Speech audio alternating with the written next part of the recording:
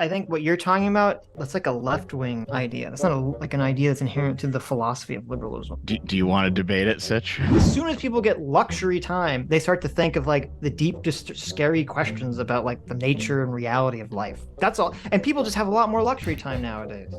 Things were so much better when I had to work all the time and couldn't think about this stuff. Yeah, like that's the thing. It's like, yeah, you don't want to have to think about like the existential dread questions. Then go fucking, be in a military zone 24/7 or something. Go back to the farm. Yeah, go live in a farm where you're spending literally sun up to sundown just working yourself to the bone. Then you're not going to necessarily think about those things, maybe.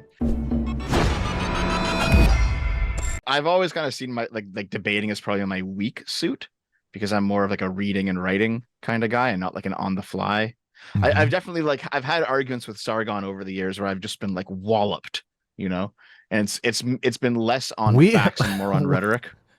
Oh, I agree with that. We've been walloped by Sargon's rhetoric more than once. There you go, Sargon. Debate tactics. Look at that. No, Sargon's a good boy. Is he though? Yes. Okay. But hold on, are you guys going anti-Sargon now? No. Is it time for the Sargon backstab? I'm literally just fucking with you. I just listened back to our debate with Carl on the liberalism stuff, and I mean it holds up. What's up? Oh, damn. Multiple ones about liberalism. I feel like every day we have every time Carl comes on, we had a debate about liberalism. But no, he's out for liberalism. He hates liberalism's guts. He wants to drown it in the bathtub. I know. He did that recent video promoting the Lotus Eaters. Like, what have I been doing recently? And he made like a 3-minute video where he said that he still likes liberal values, but there are some foundational principles that gotta go. And it's like, maybe that might be the case. Maybe there are some things that are actually wrong, give in. even though that's why you have to ban gay marriage, Dev. Don't you know? I want to ban gay marriage, but like there's a few things in the philosophical side of liberalism that are a bit well, no. like the idea of fungibility. No, fungibility is a bad liberal idea. Like NFTs, I agree. What is fungibility? Well, fungibility it means like replaceability. It's like the idea that everyone can. There's the idea of like a universal man that can be extracted out and then put in any situation and just like completely adapt. It's like that doesn't really That's work, not liberalism, man. That is definitely a part of liberalism. Listen, Bullshit. The main reason, the moral impetus behind something like immigration. You make me bring up my notes. That's not liberalism, man. Is the idea that has that nothing you can to do bring, with liberalism. Hear me out. It's the idea that you can bring people in and they'll simply just become like you with no pushback, because our culture is just that much better. It's like, well, no, they're going to hold on to some of their own culture, and some of that culture might be bad. It might even be anti-liberal. So it seems like liberalism does not have like very solid defense mechanisms against subversion right now. That's like an anti-immigration straw man of liberalism. I think what you're talking about, that's an idea that's like a left-wing idea. That's not like an idea that's inherent to the philosophy of liberalism. Maybe so, but we have gotten here at this point. So okay, but that's a different question. Right? Okay. Like, why are we here and how do we not be here? All right. Do you want to debate it, Sitch? I thought you had to go. I'll fight you anytime. No, you're like, oh yeah. I can't be here that long. Well, no, the next reading project for me is the book The True and Only Heaven by Christopher Latch. And he was like he was a conservative. Liberalism. Well, hold on. He was a conservative who started actually as a Marxist, then he became a liberal, then he became a conservative. And his view ultimately was that the liberal belief in unending progress ends up undermining liberalism itself, because it dismantles everything in the pursuit of progress. I don't even think like unending progress doesn't have anything to do with liberalism either. Yeah, all this stuff has nothing. This was my critique of Carl. Doesn't have anything to do with fucking. This was my hold on. critique I'm of Carl talking about too, liberal philosophy, not liberal government. I'm talking about liberal philosophy too. There's definitely this idea of progress as being innately good in liberalism, for sure. No. Wait, the difference between saying progress is innately good versus unending progress. Look, I had this problem in our debate. Look, I had this problem with our debate with Carl too, because Carl is like, look, Locke came up with this therefore it is liberalism. I'm like, Locke wiped his ass too. That doesn't mean wiping your ass is part of liberalism. Yeah, yes, it is. No, Well, let's be clear. so- Yes, it is. Yes, Should, it if is. you're a liberal, you need to fucking wipe your ass. All right. Look, I With think you Locke, I think yes. you should wipe your ass. Let me be clear here. But I don't know why you would associate that with liberalism. Because let's make it a part of liberalism right fucking now. All right.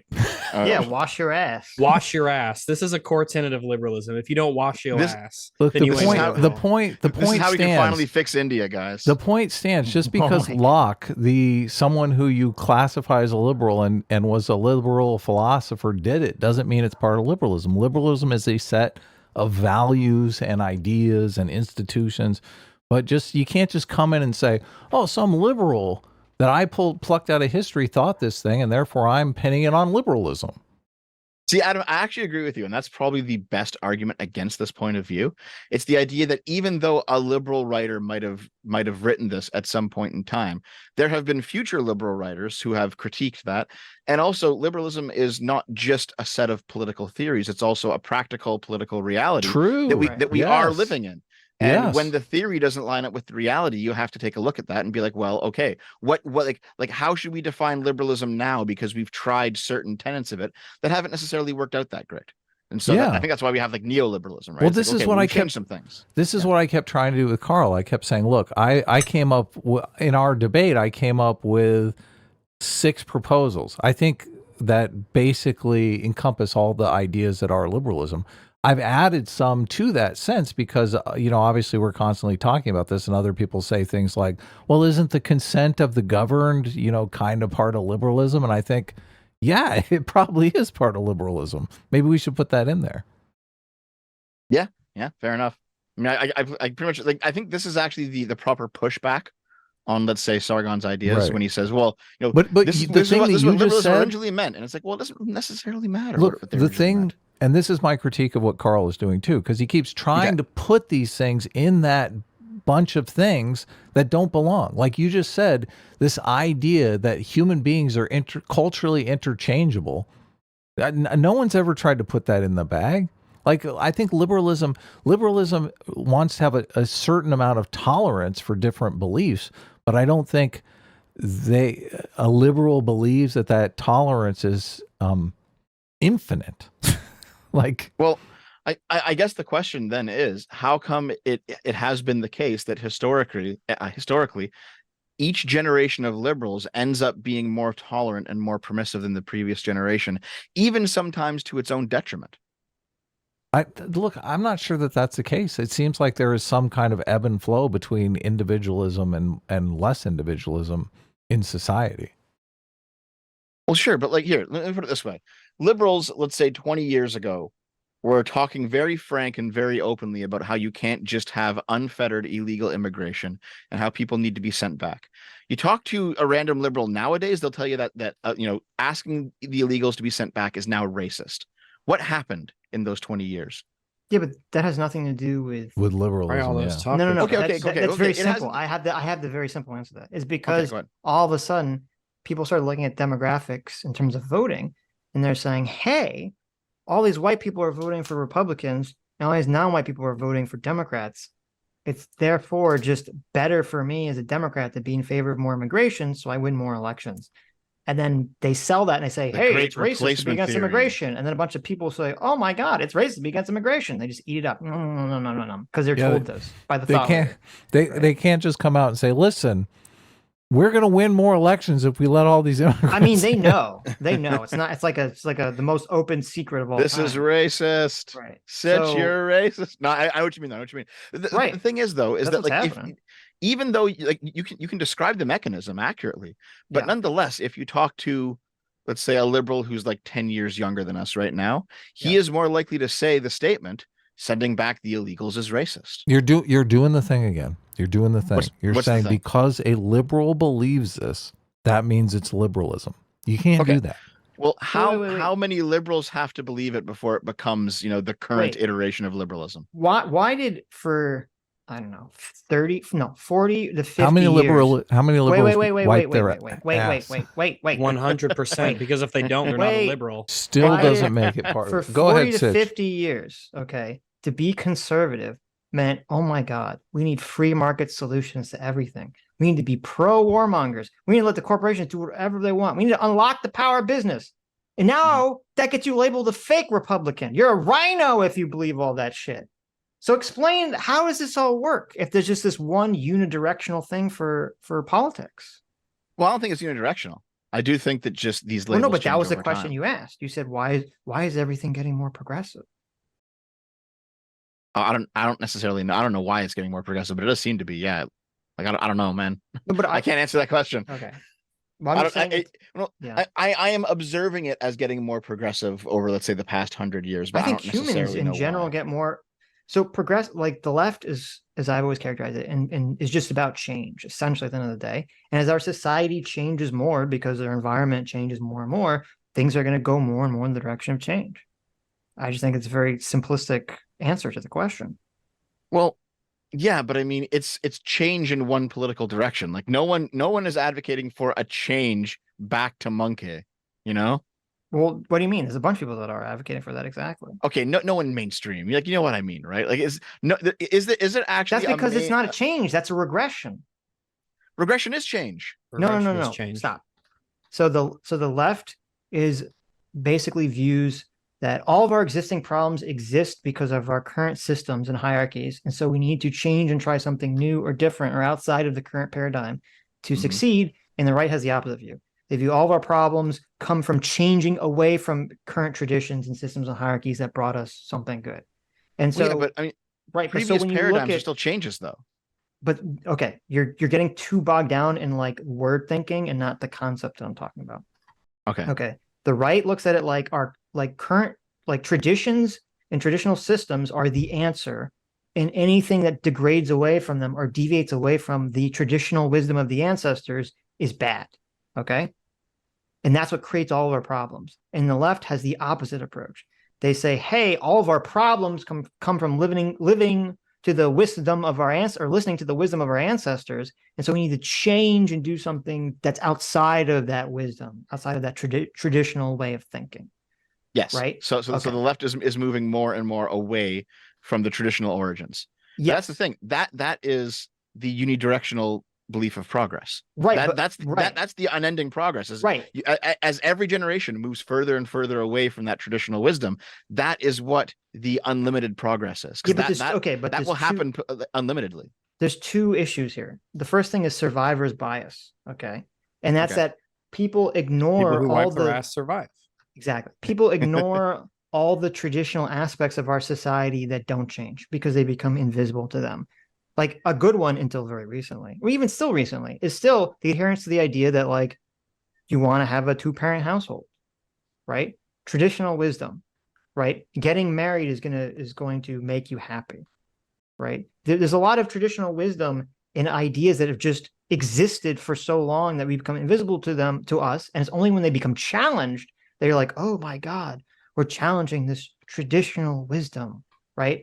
So that's the first thing. And then the second thing is, the whole point, I believe, from an evolutionary perspective, of there even being like people having this desire to change, is because as the environment, like if you're living in a valley where the environment is stable and you have a good source of food and there's no problem, you can live in a conservative mindset where you don't change anything as long as you're successful, and your people will prosper for thousands and thousands of years.